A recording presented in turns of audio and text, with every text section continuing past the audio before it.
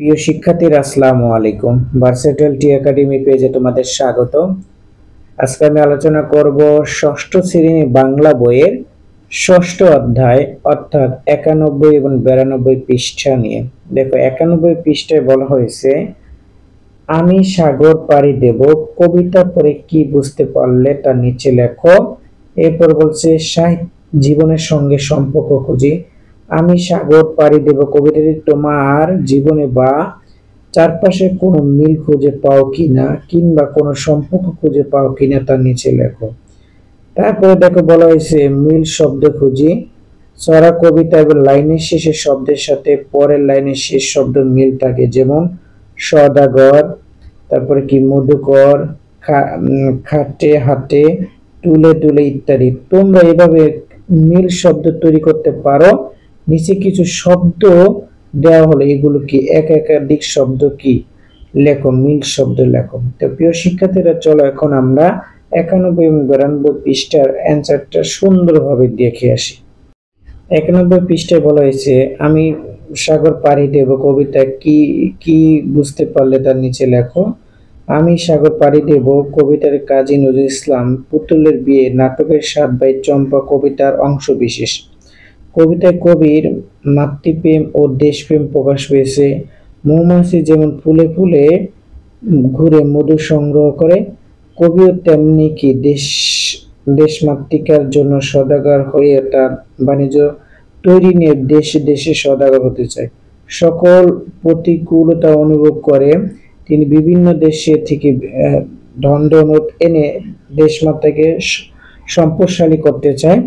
কবি এই অভিযানের দস্যুর ভয়ে ভীত নন, তাদের প্রতিহত করতে তিনি সিন্ধু গাজী নৌসেনা মাল্লা মাঝিদের পাহারা রেখে দিতে চান। দেশে দেশে মানুষের মধ্যে যে উঁচু নিচু ধনী গরিব জাতপাতের ভেদাভেদের দেয়াল কবি ভালোবাসার বন্যা বয়ে দিয়ে বিভেদের প্রাচীর ভেঙে দিতে চান। কবি তার দুঃখিনী দেশমাতার অভাব দূর করে হীরা মানিক মণি মহরতের পরিপূর্ণ করে তাকে রাজধানী করতে চান। এরপরে দেখো 92 পৃষ্ঠায় বলা হয়েছে, আমি সাগর পাড়ি দেব কবিতার সঙ্গে তোমার জীবনে বা চারপাশে কোনো মিল খুঁজে পাও কিনা তা লেখো। আমি সাগর পাড়ি দেব কবিতার বাড়ির ছেড়ে দূরের দেশে অভিযানে যাওয়ার কথা বলা হয়েছে। যেসব দেশ থেকে মানিক এনে দেশমাতার দুঃখ মুছিয়ে সুখী করার ইচ্ছা পোষণ করা হয়েছে। আমাদের এক প্রতিবেশী জীবনের সঙ্গে কবিতার মিল খুঁজে পাই। তিনি অন্য অঞ্চল থেকে নানা রকম পণ্য এনে সুফল মূল্যে আমাদের অঞ্চলে মানুষের কাছে পৌঁছে দেয়। সেসব পণ্যদ্রব্য আমাদের এলাকায় আগে পাওয়া যেত না। আবার আমাদের এলাকায় বিভিন্ন জিনিস তিনি কিনে নিয়ে অন্য এলাকায় বিক্রির জন্য পাঠিয়ে দেন। বর্তমান লোকটি ব্যবসার সঙ্গে এলাকার অনেক মানুষ সম্পৃক্ত হয়েছে। এতে এলাকার মানুষের অভাব অনটন কিছুটা হলে কি মুছেছে। তারপরে দেখো বলা হয়েছে নিচের শব্দগুলো দেওয়া হলো, এগুলো এক বা একাধিক মিল শব্দ লেখো। 1 নম্বর আছে ঘাট, খাট, মাঠা, চাট, সাট, পাট, হাট, লাট, নাট, খাট, গাট।